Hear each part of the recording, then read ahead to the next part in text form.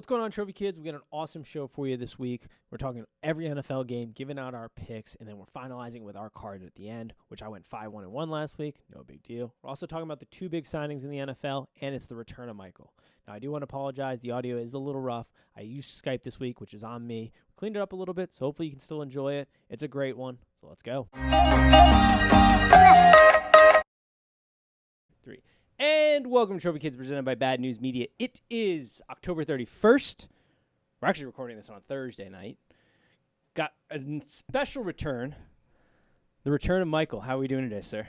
I'm doing well. How are you? Good to be back. Doing great. Very excited about this. We got a lot of good football games to talk about, and it's nice to have you back. Glad to be here. Should be good. We're going to do a little cleanup. It's a normal NFL show. We're focusing on the NFL. We're going to talk about every game, where the lines are at, overs, unders, give out picks, then give our cards.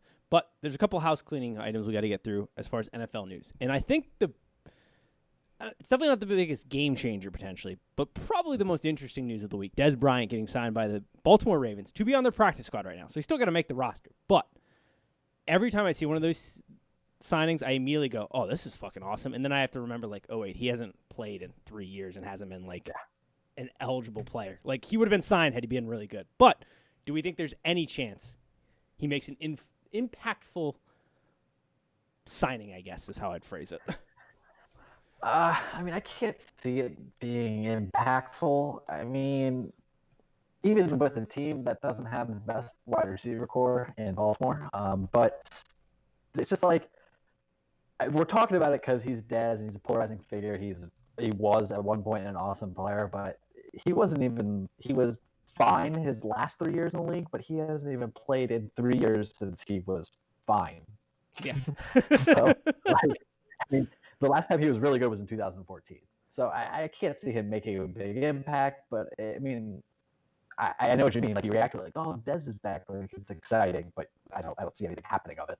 I don't either. I think it could be a situation where he's obviously going to be the biggest wide receiver on that team because they decided to draft the smallest guys at the position, but they all can fly.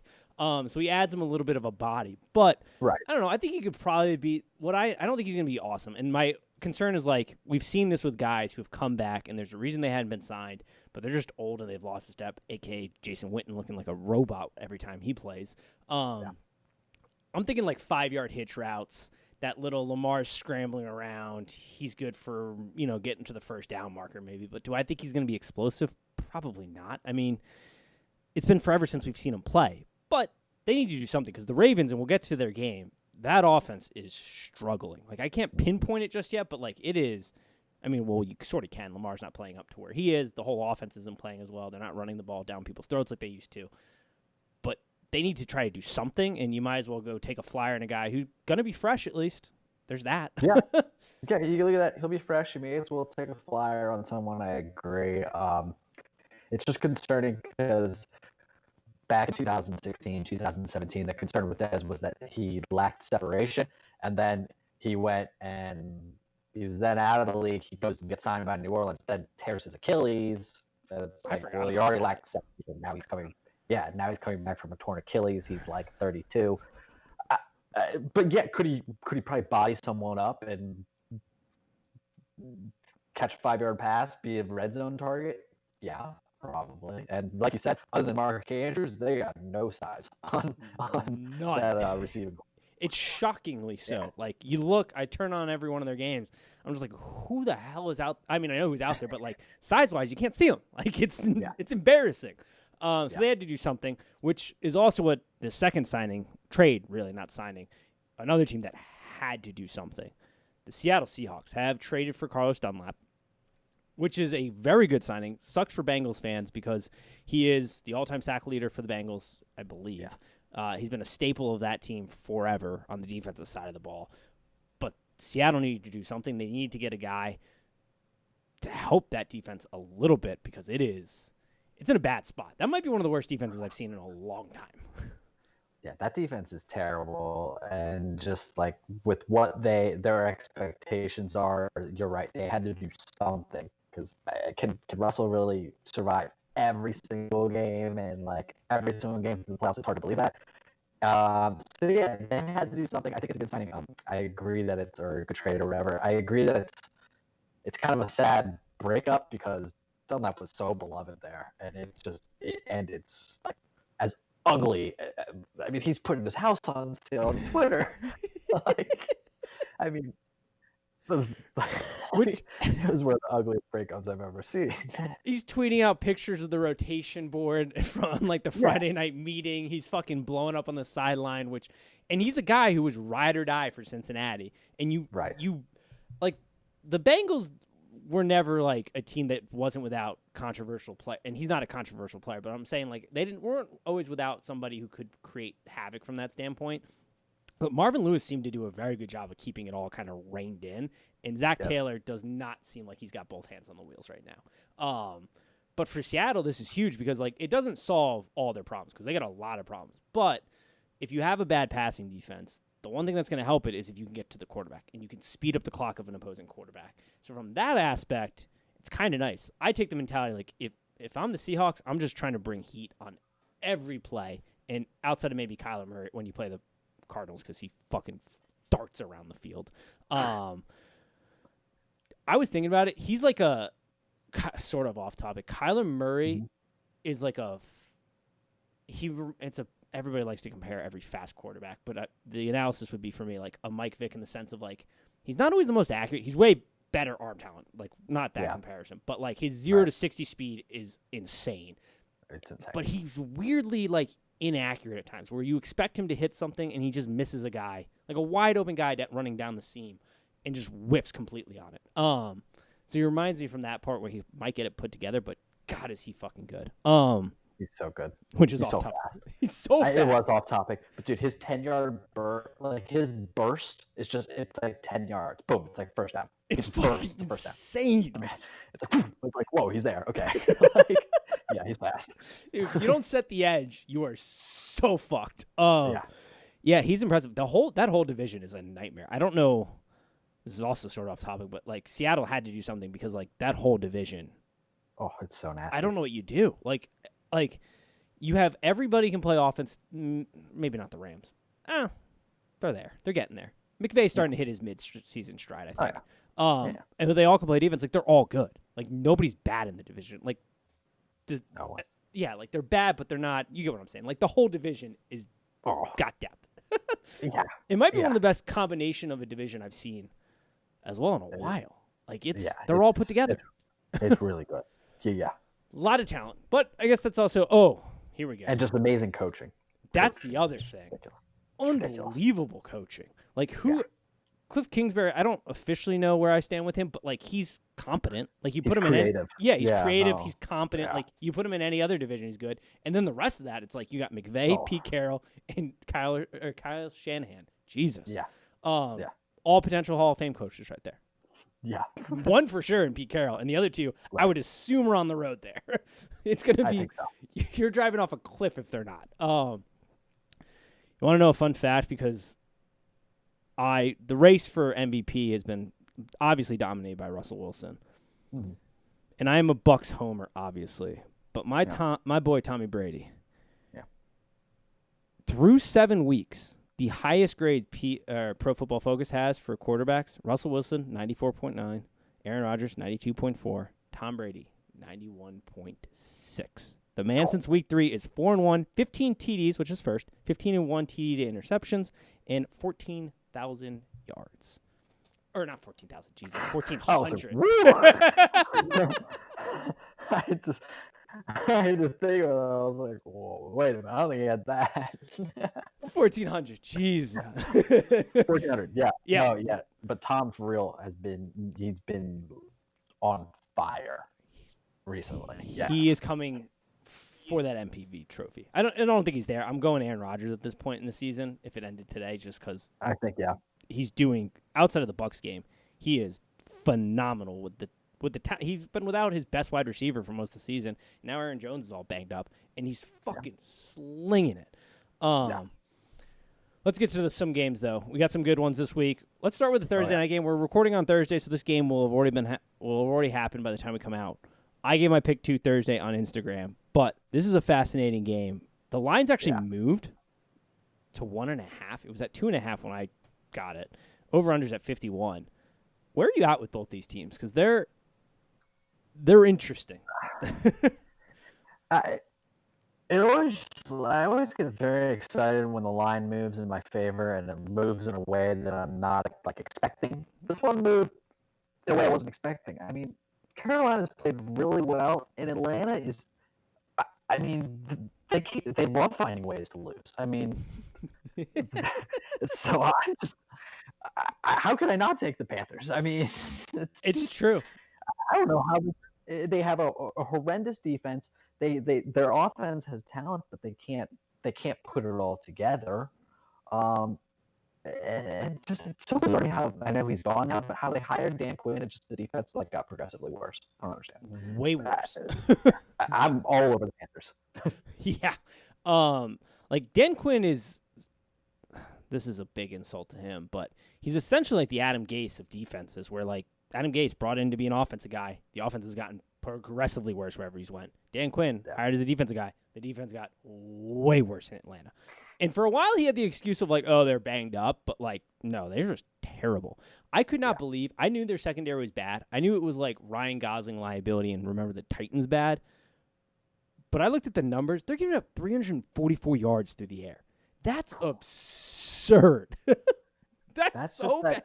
That's just that team when you're on that team with the struggling quarterback, you're just looking ahead at that schedule. You're just circling that game. You're like, we're getting right here. It's the get right game right here. Fuck yeah. That's terrible. If you're looking for a fantasy starter for a week because your guy's on a bye, you might want to pick up whoever's playing the Falcons. Like that is so bad. There are some teams this year that cannot defend the pass at all. Seattle, Dallas, Jacksonville, Minnesota. There are some teams that this year cannot defend the pass at all. Terrible. I was on Carolina. I've never seen it. Well, I can't say never, but like when Christian McCaffrey went down, he is the most versatile player in football right now. Yeah. Oh yeah. He is your offense essentially going into this season, but they've definitely missed a step, but it's not like they haven't taken 2 steps back. Like they're still solid. They're still competent. They do everything good. Like they do nothing, I would say, exceptional except for covering. They're a covering machine. But they do everything good, which honestly, if you're consistent, that's how you can win a lot of games in the National Football League because most teams are week to week, it feels like, in the National Football League. So if you can find some consistency, you're going to be able to pick up some games here and there like they have. I mean, they're 3-4 right now without their best player and most versatile offensive weapon, which is impressive. Very impressive, yeah. Matt Rule gets a lot of credit, no doubt. Joe Brady's about to be a head coach next year, too. Like, he's next boy wonder. Know he's about to be the next boy wonder. Yes, for sure. Which I'll be interested to see. All right, moving on. Next game I have on the board, Rams-Dolphins. -3.5, Rams are favored. Over-under's 46. This game, this line makes no sense. When I was looking at it, I have zero idea what's happening in Vegas. Like, is the dude drunk at the control switch? Like, what is happening here? This is my lock of the week. I don't know how it can't be. It's to his first game ever, and he's playing Aaron Donald. And I think one of the highest scoring defenses too. Yeah, that's the lock of the weekend for me. The Rams all over Rams.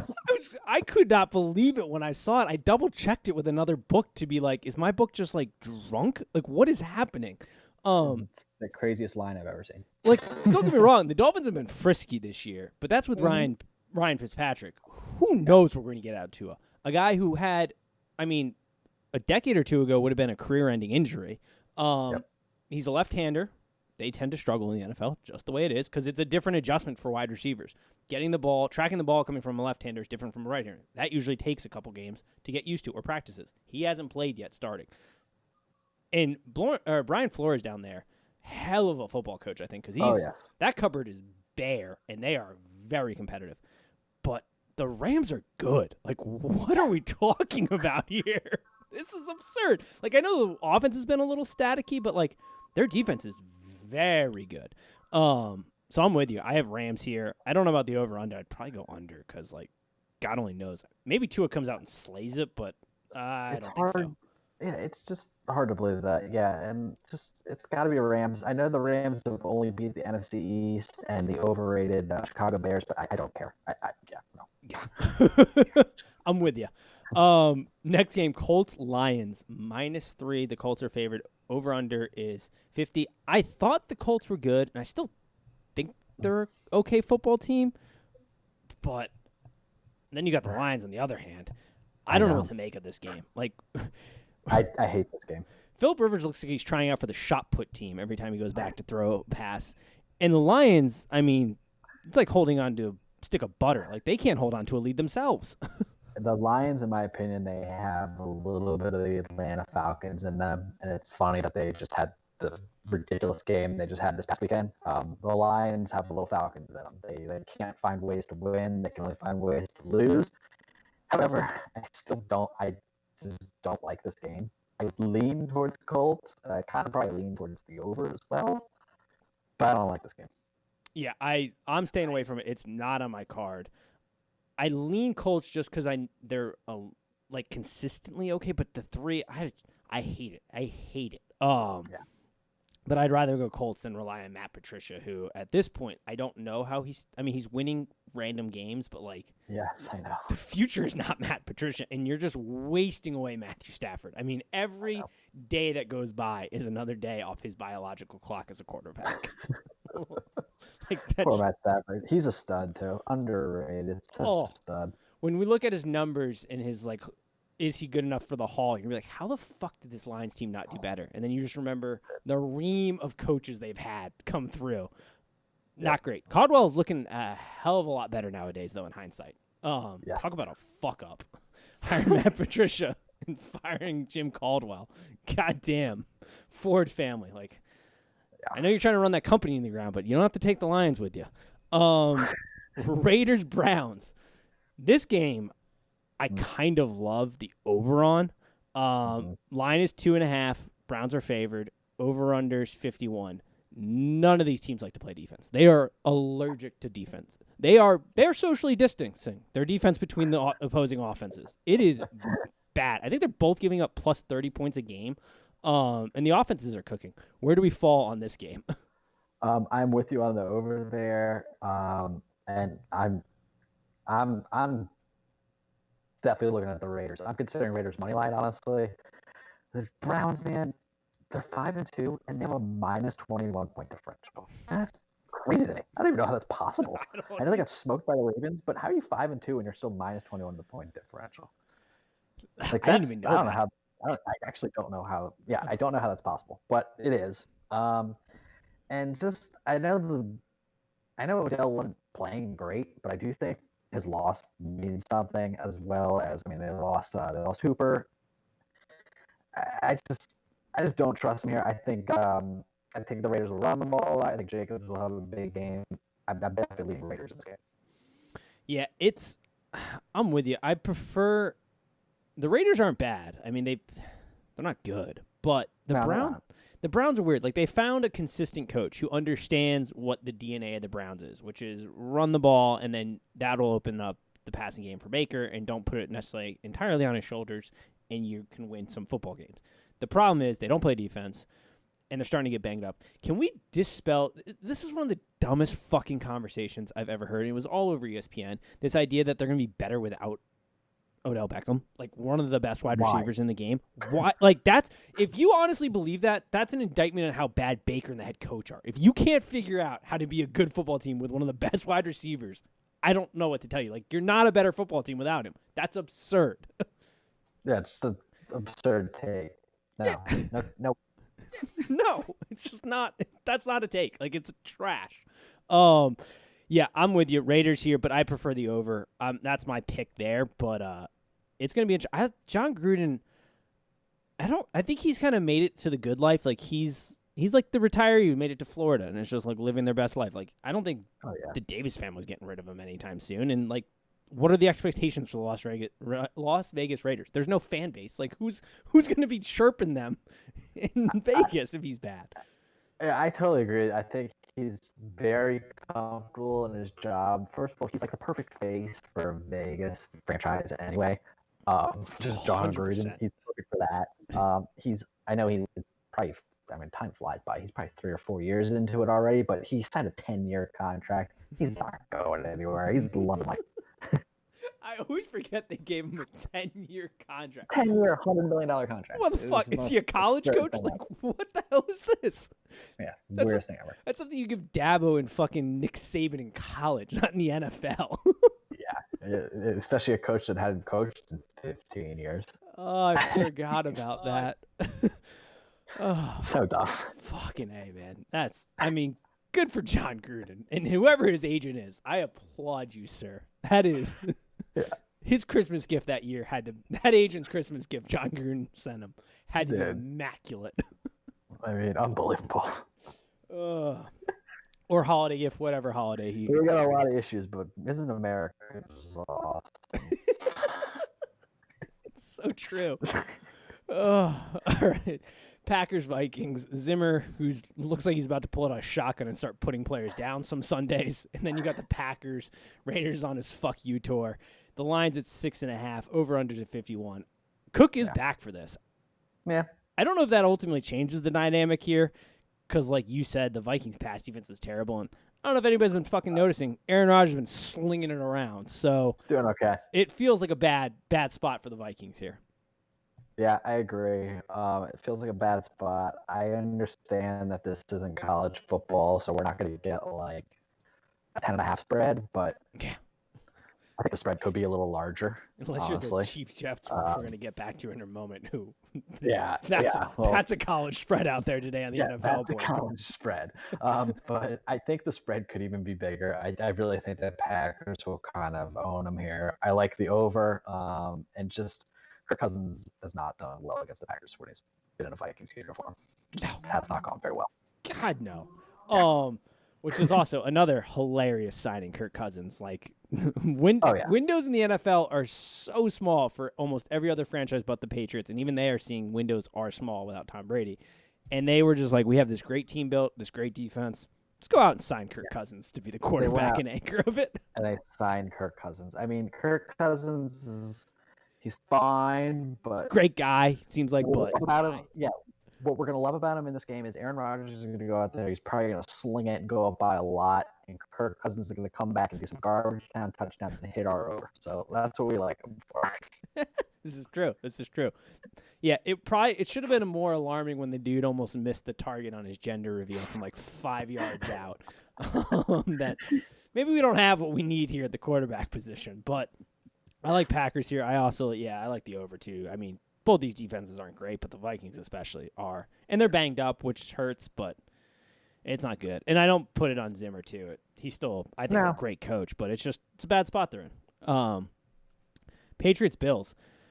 Patriots fans are learning real quick how valuable Tom Brady was, because that quarterback situation has gone sour quickly. The Bills are also not trending in the right. They took off like a fucking rocket ship this year. Yeah. And now they are trending not great. Josh Allen's mechanics are starting to get sloppy. His accuracy is starting to go back to what we knew. And on the Patriots side, I mean, you're not going to sit Cam here, but like the fact that you had to pull him because he was having such a bad game, just for a game, but even still, is not a good sign for the longevity of the Patriots season here. I agree. Yeah, they're learning that Tom was pretty important. Go figure. Also, just quick little side note, Washington football fans, let's stop talking about Cam Newton as a real possibility. Let's just put that to the side. We can revisit that as the season progresses. We'll see how he plays, but no.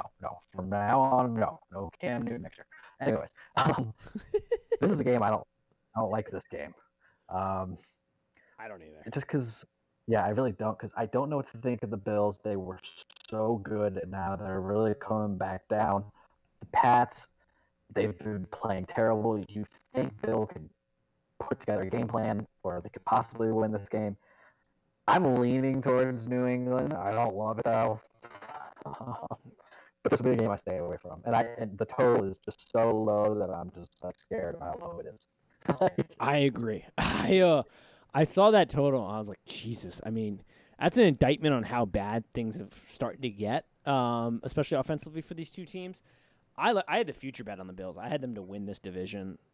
I did not think things were going to go well for the Patriots, even with the signing of Cam, and that's sort of what we're seeing here.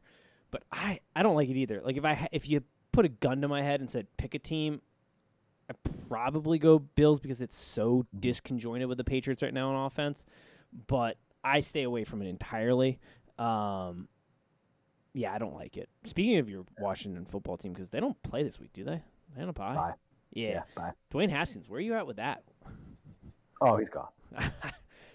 He's not it. Quick pull of the plug there. I'm out. Just yanked I'm out. it. Yep, I'm out. Well, luckily you'll probably have a decent draft pick, so maybe you'll get something here in this draft. We'll see. Unless we mess around and win the East with 6 wins.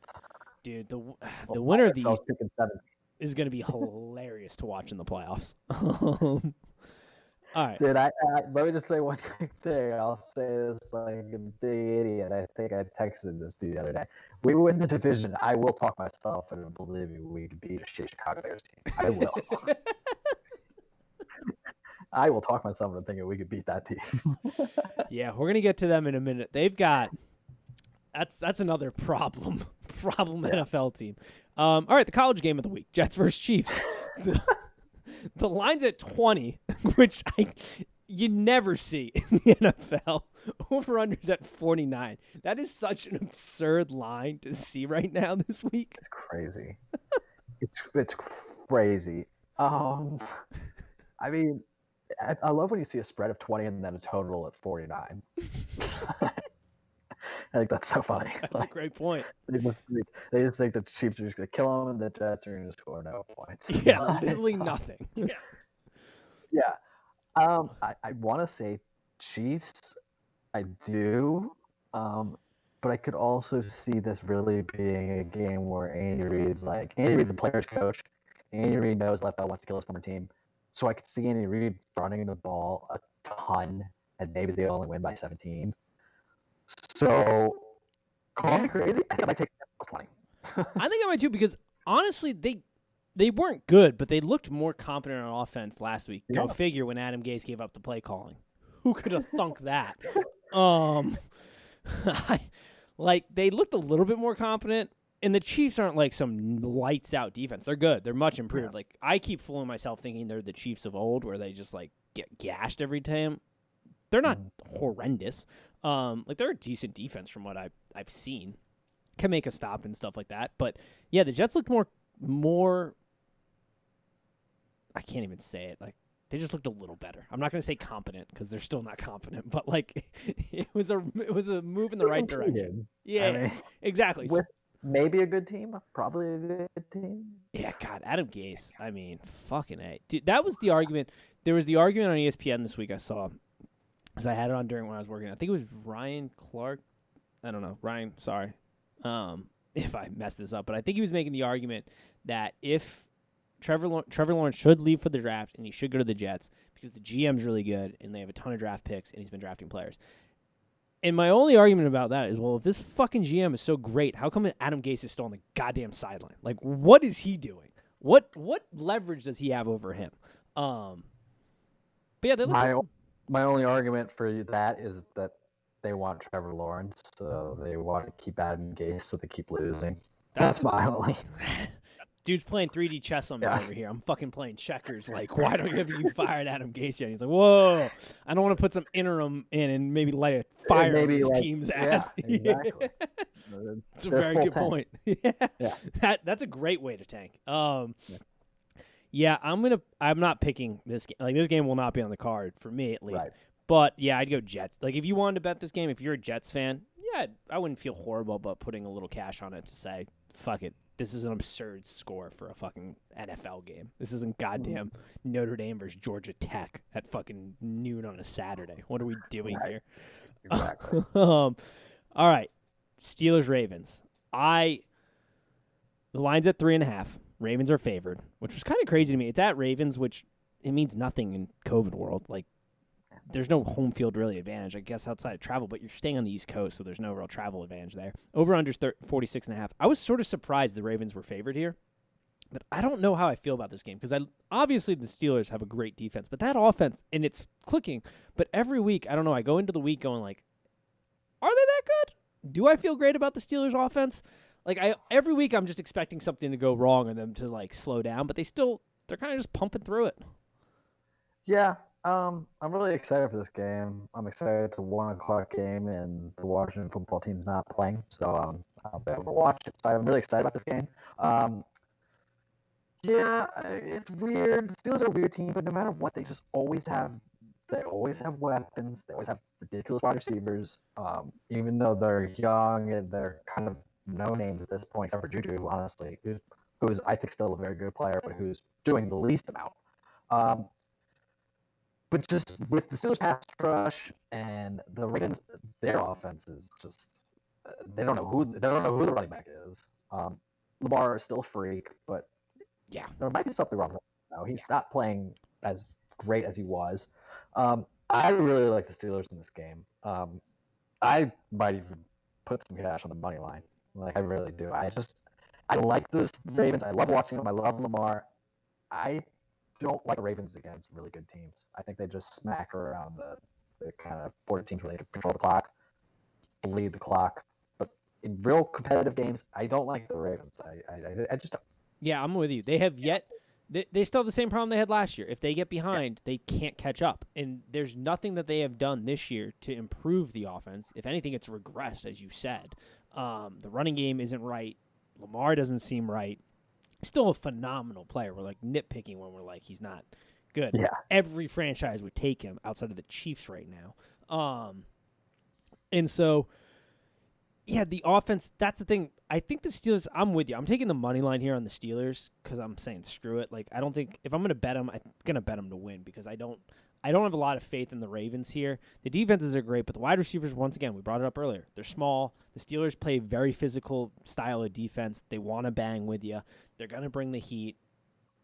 And then their offense is going. The wide receiving scouting department for the Pittsburgh Steelers, whoever's running that, deserves to be, the fucking VP of player operations or GM at another franchise. Like, however I don't know how they do it, but they continuously to find these gems late in the draft and in free agency. It's absurd what that scouting department has done. I'm with you. Big Ben's playing really well. I did not see that coming this year. We have an explanation for why his elbow and arm's always fucked up from his off seasons, but he's playing well. He likes him a good tug. But he's got this team pumping. They're going in the right direction. I'm with you. Steelers money line. I'm staying away. I'd probably go under because these games are always fucking slugfest, but I would rather go money line Steelers. Titans Bengals. Line's at 5.5. Over-under's 53. I fucking love this over. I might hammer the fuck out of it. The Bengals cannot stop a goddamn nosebleed on defense. The rush defense is probably the worst part, and big old Derrick Henry is about to have him a fucking day. Yeah, Henry's going to eat them up. I like the Bengals. I think they compete. They play hard. I really do. But I can't see them covering here. I'm going Tennessee all the way. I also like the over. I'm with you there. Yeah, dude. Like the Bengals have surprisingly been covering a lot of games, and then offense, credit to Joe Burrow, who's been getting the shit kicked out of him. Like Zach Taylor does, and he doesn't do enough to protect. I would honestly, it's to the point where I would either have a tight end blocking on every play or leave the running back in the backfield to try to pick up the blitzer because it is ugly, which definitely hinders your offense. But at this point, it's like, try not to get this kid killed because he is definitely your future. But he has done a good job of getting the ball out quick. The offense is explosive, but that defense is so bad. And the Titans don't play great defense either, but they're a fucking phenomenal team. Well, not phenomenal. Phenomenal is an aggressive word. They're a very good team. They're like they're in the Class B. Maybe not Class A. Chiefs are like Class A. I'll probably put the Titans B+. Maybe an A-. But I love the over here. Derrick Henry's about to run through them all day. Ryan Tannehill, who go figures, a guy that leaves Adam Gase, ends up being good. Didn't see that on my board, but he's been phenomenal. Let's talk about your fraud Bears. Saints Bears. Line's at 5. Over-unders at 53. What is going on with the Bears? I don't know. The Bears are weird. Did you say over 53? 43.5. Sorry, 43. Okay, all right, good. Dude, the Bears. there's not, I don't know how they're 5-2, right? Sorry, what was that? The Bears, they're 5-2, correct? Yeah. At the beginning of the year, I thought this team might win 1 or 2 games. I don't know how they're doing it. They're frauds in my opinion. But however, I don't really like the Saints this year like I used to. I actually hate this game. I would take the Saints because they are the Saints, and I just have more trust in them. But I don't like this game. I'm staying away from this game, I think. I hate this game. I've been super critical of the Saints, even though the numbers don't back me up as much. Like, if you were to look at the pure numbers of the Saints offense, you'd be like, oh, Drew Brees hasn't lost a step. But then when you watch it with your eyeballs, you can tell, oh, that Father Time is showing up in New Orleans, but they're still producing good yardage. He's still completing a stupid amount of his passes. But the Saints they're not right. And the Bears, this is Matt Nagy. I don't have a love-hate. Why am I saying that? I'm not a Bears fan. I think Matt Nagy's an idiot. As a play caller, he's one of the dumbest play callers out there, and that's fine. I think he might be a good coach, but he is not a guy who can do both. There are maybe on one hand I can count in the NFL of guys who can do both head coaching and offensive play calling, and most of them don't do it 100% of the time throughout the games.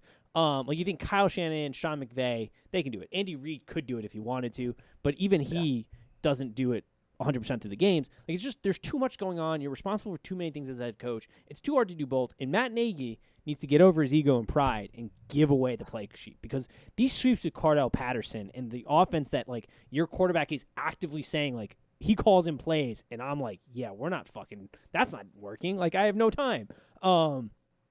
That's bad. Like that's a bad situation. You need to be the head coach and give the play calling responsibility to your OC because he's also just bad. Like that triple doink literally fried a circuit in his brain. Like he continues to play as if that's the game that's happening because like you saw in the Bucs game and I forget what other game where like you just run the ball continuously, but then he passes it to try to get the first down. You're like, what are you doing? It's the end of the game. So yeah, I have no faith in that. And honestly, at this point, like I might put Mitch Trubisky back in because at least he's a little bit more mobile and gives you some chance for a broken play. And his numbers aren't that far off from where Nick Foles is, but at least he has a little bit more mobility. Like it's a bad situation for the Bears. They are a fraud, but the defense has been phenomenal. Defense is nasty. I think Hicks and Mack and the rest of the guys are starting to realize though that like it's all on them, and so like that's a dangerous mindset because by the time you get to the second half, that's the mindset that goes, "Fuck this, we're already out of it. Like why am I fucking busting it right now?" Which is dangerous. I don't like any pick here.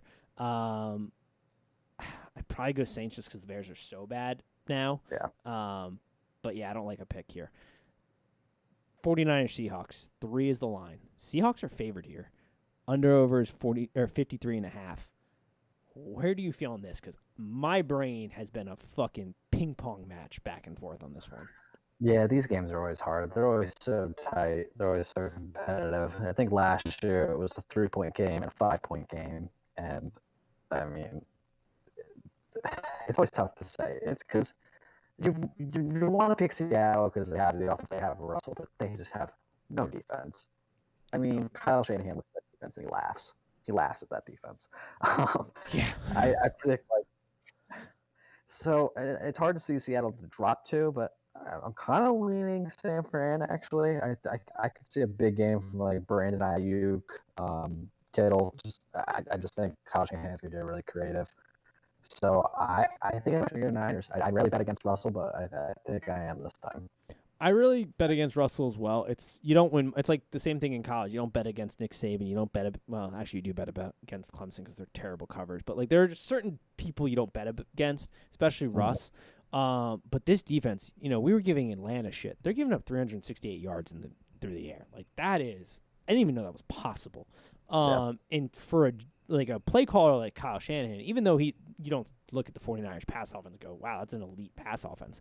They're putting up 244 through the air. Like he's such a dynamic call player that you do kind of lean that way, and the defense will get a stop here and there. The Seahawks are such a weird team to try to bet on because if you bet against them and you lose, you fucking are kicking yourself because you're like, why would I ever bet against the Seahawks? They're so electric on offense. But then when you bet on them and they actually lose, you also think, why the fuck would I bet on the Seahawks? That team is atrociously bad on defense. Like, it's a lose-lose no matter which way you go.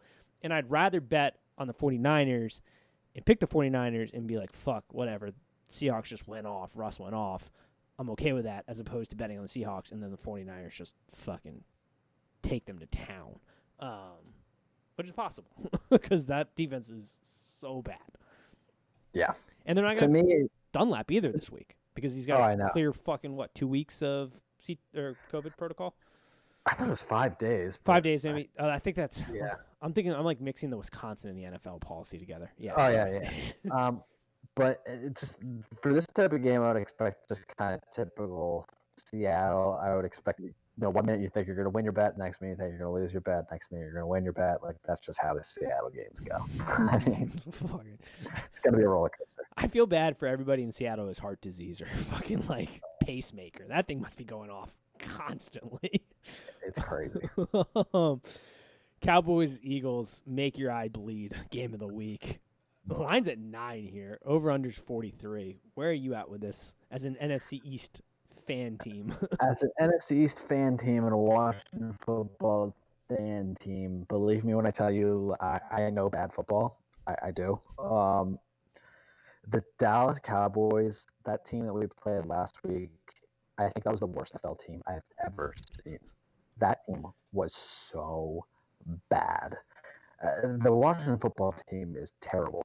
I have never seen.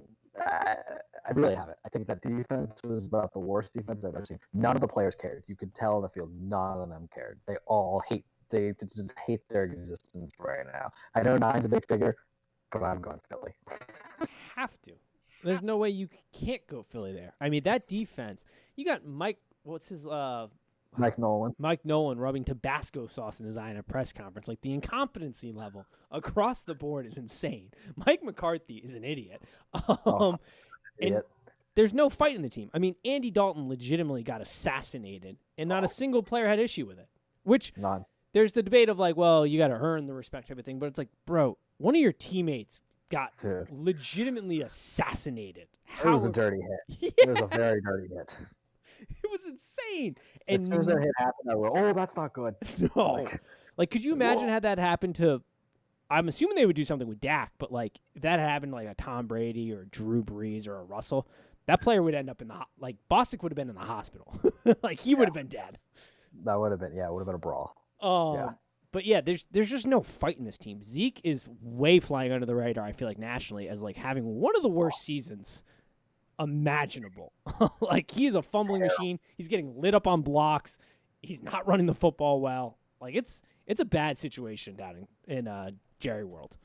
It's terrible, and I want to say you can't take the over because you can't expect Dallas to get 10 points. You think Philly's gonna get 33? I know. Yeah, no, I would stay way away from that. Did Dallas get 10? Like, I don't know. Yeah, I would. I mean, I teased the last game. I teased it down to 39. We still didn't go over. Because Dallas did score. I did have the under that game, and goddamn, have I never felt more secure in an over/under bet. Like, oh my god, when it was 2-0, I was like, oh, money. We're so golden right now. That was such a funny score to pull up on my ESPN app. And I was like, of course it is. I'm golden in that game. I don't even have to tune in. I have no worries about this bet. Yeah, very good. All right, Monday night game, last game, my Bucks. Line has moved. I think I got it at 11.5 right now. Over-under's at 45. Bucks Giants. I mean, I don't know how the Giants they even get off the bus. Like, what? Why even show up? This is going to be bad. The win probability right now, just before the kickoff, is 83%. I don't know how it's not higher, to be honest.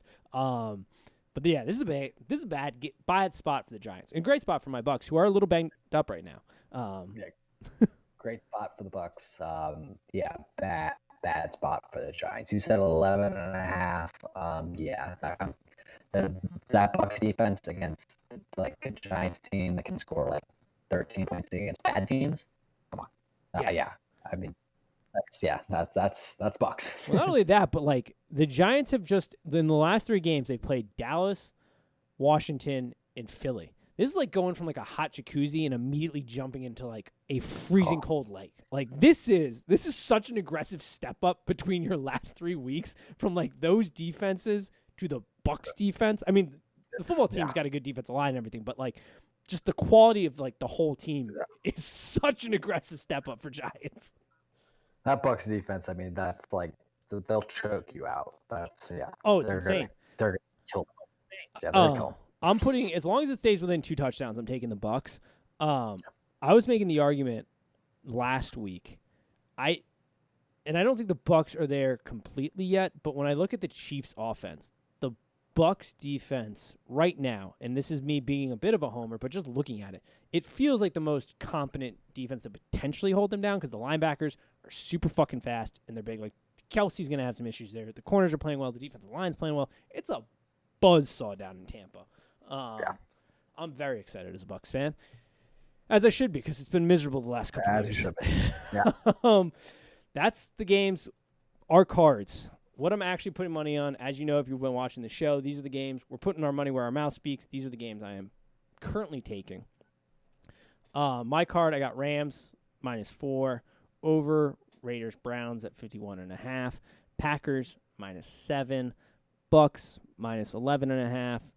Over under, I've got the over, and the Titans Bengals. I've got the Steelers money line, and then I'll probably have one more game Sunday, but I haven't decided what my 7th or 8th games. I'll probably add to it, but that's what I've got as of right now when I'm taking this week. I mean, we don't really differ much. Like I literally have everything you already said pretty much. I'm gonna add the Eagles -9. Oh, that's a good one. Yeah. I'm definitely adding the Eagles, and then I'll also just add the over in the Raiders Browns. Dude, I cannot. I have very good feelings about that one. We'll see. I mean, maybe they'll absolutely shit the bed, but it's just like those two teams are both giving up plus 30 points a game. So I like the 51 number. I like it a lot. Before we wrap this up, any other final thoughts? Not really. No, we got nothing. Yeah, hopefully it'll be good another sports week. We got Halloween, which is going to be weird this year. I don't even know, like as a kid, like that's got to suck. Like Halloween, you just can't do anything. Like I'm going to put a bowl out. I don't get many kids in my area, but like I'd be so devastated as like a young kid to be like, wait, what the fuck? Oh, yeah. I mean, like there used to be lines sometimes at people's house. Like there can't be a line now. No. Yeah, no, terrible. But yeah, as always, peace.